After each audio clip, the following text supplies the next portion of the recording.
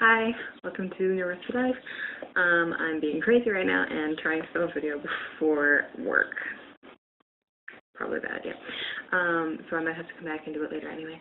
But anyway, I want to actually make a first booktube video.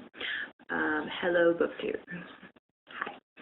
My last video, I started talking about RightTube, which is something that I made up.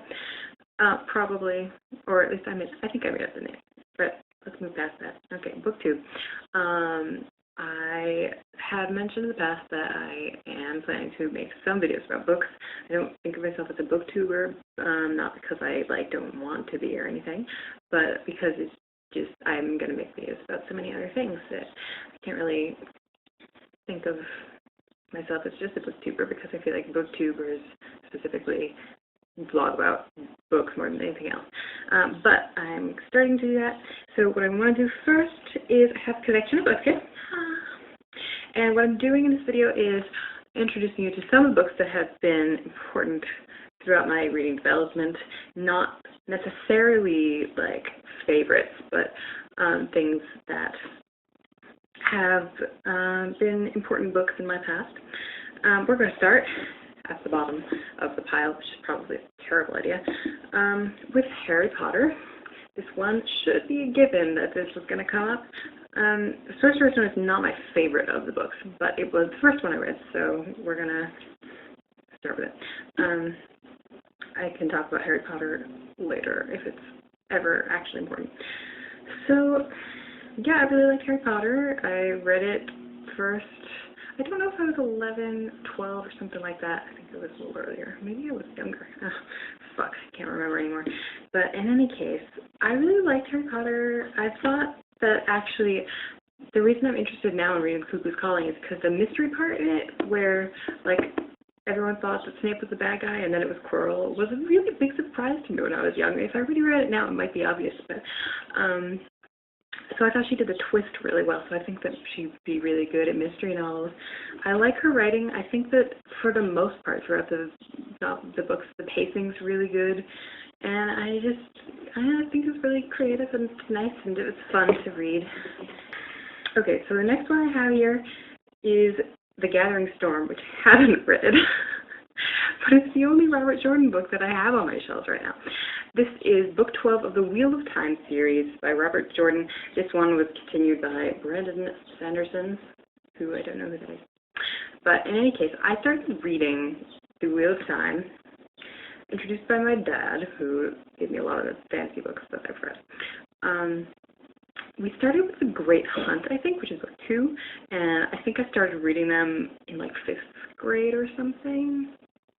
I don't know, once it got past book 6, I wasn't really that interested anymore, but I like exposition a lot, as long as it's fairly interesting exposition. So I really liked book 1. Book 2 is great. It's very adventure-y. I liked book 3, and then they went to the Ale Waste, and that's book 4 and 5. Book 6 started to get really political-y and stuff, and I barely even remember books 7 through 9, and 9 is the farthest one that I've gotten to. I have not read book 10 yet. I have it somewhere. It's probably still in Worcester. Okay, so that's Robert Jordan. But I read a lot of fantasy when I was young. When I was in high school, I think I only read fantasy for fun, and so yeah, that's was a big one for me. Then all right, the next one that I have here is Marion Zimmer Bradley, The Firebrand. I love this cover. It's probably the reason that I bought the book, or that my mom bought the book for me. I don't know. This book is about Troy and the Trojan War and stuff, and it's from the point of view of Cassandra, who is, the seer who foresees the fall of Troy, if you don't know that history. And anyway, I did read The Mists of Avalon by Marion Zimmer Bradley, and it's the only other book of hers that I've read so far.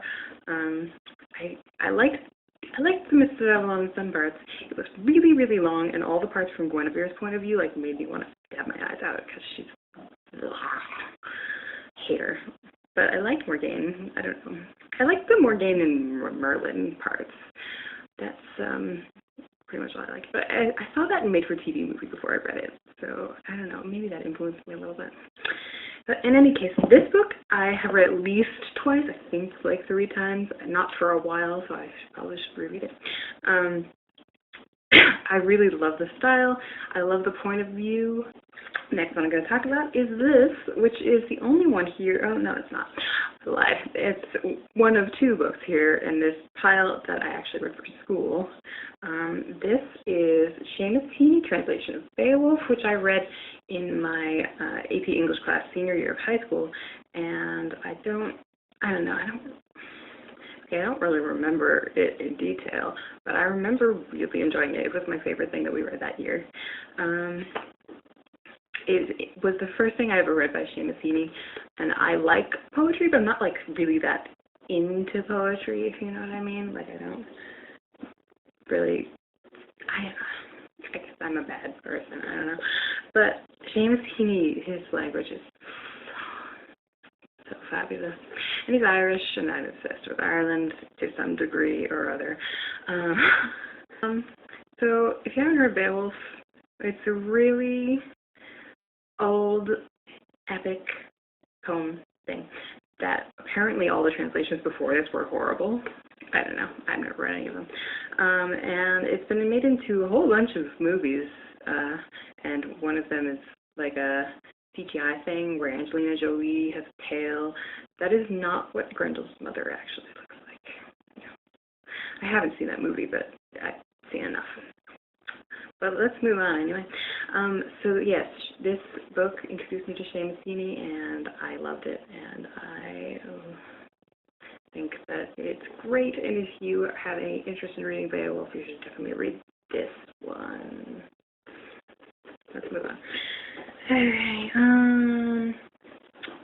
I'm next going to talk about one of my favorite authors, yay, which is Gregory Maguire.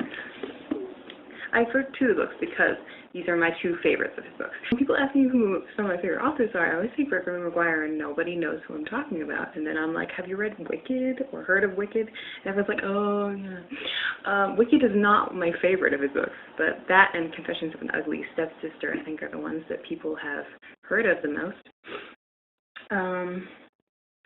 So I always go to that, but these are actually my favorite ones. Son of a Witch is my favorite of the Oz novels.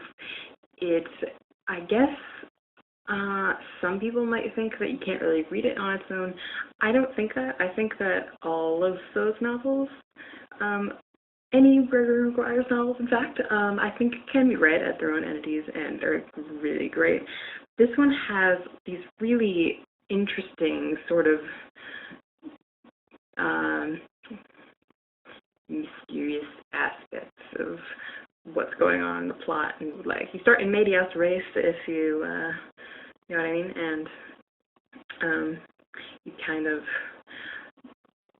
you get pieces of like what happened to get to that point, you know, which, you know, is a style that works sometimes, it doesn't work other times. I think it works great in this case, and there's this whole thing with the birds in this book that I really liked a lot. I feel like I need to reread some of these books because it's just been such a long time, but I loved this, and if you think that Wicked is a little bit too much, go for this one. Because Wicked is really long, and it takes a while to get into the part where you're actually reading about the Wicked Witch. Because first you read about her mother for a while, and like all the historical stuff. I think that for the, you know, for the story, it probably is all necessary in there. But yeah, this one definitely gets you to the story faster, in my opinion. The other one of Gregory Maguire's I have that is a favorite is Mirror, Mirror, which is, if you couldn't guess, a reimagining of Snow White. You can see the dwarves under here. Oh, also, a thing about his books, at least these editions, you get this cover and then you flip it up. Oh my god, I can't flip things, I'm sorry. And you get sort of another cover underneath it. It takes place in, like, in 16th century Italy, and the Borgias are in it, and it's sort of this like alternate history with elements of fantasy and like poetry almost. The dwarves are really interesting. We're going to move on from Gregory Maguire right now, but I definitely highly recommend both of those books. And Confessions of an Ugly Stepsister, which sounds like it would be some kind of teen lit thing. It is not. It is like historical version of Cinderella, and it was really good. Also Lost was totally different. It's more a ghost story. There's some stuff about like sort of Jack the Ripper, although Jack the Ripper is not in the book. I don't want to go too much into that because I have my last thing and then I have to actually go to work. So the last one I'm going to talk about is Virginia Woolf. This is a picture of her on the cover. I read Virginia Woolf in one of my literature classes at Bennington when I was in college, and I had never read anything of hers before, and I haven't read anything else of hers because I'm a terrible fan. But yes, so Virginia Woolf. I really started getting into her when we were reading the short stories because they were easier to understand for me. We read To the Lighthouse first, and I didn't like it, and then I reread To the Lighthouse to do a paper on it, and I loved it, and I've reread it like twice or so since then. And we read The Waves as well. There are a number of other books of hers that I really want to read, but there are just so many books in the world. I'll get to it eventually. The one I have right here, The Writer's Diary. I don't know if this is like the full Writer's Diary or if this is just one version, but this is just like Virginia Woolf, you know, kept a diary. She was that kind of writer. And anytime I read this, it really makes me want to write, so I should just keep it out all the time and read it every once in a while when I am trying to get myself to write and can't, but I don't because I haven't figured life out at all. So as someone who loves books and someone who loves writing, the books that have been really influential or favorite in the past over, you know, the course of my life are a really significant thing for me, so I just wanted to share that with you. And welcome myself to BookTube, I guess. Alright, so those are the books that I had for you. I could talk about so many more books, but these are the ones I found on my shelves that I felt were the most important to talk about. And yeah, so that's it for now. I have a Facebook page now and a Tumblr, and you should check them out. I'll put the links below. So hopefully I won't be super late for work and fail at life today. I have no idea what time it is now. This was a great idea. Okay, I will see you again soon. Thanks for watching. Bye.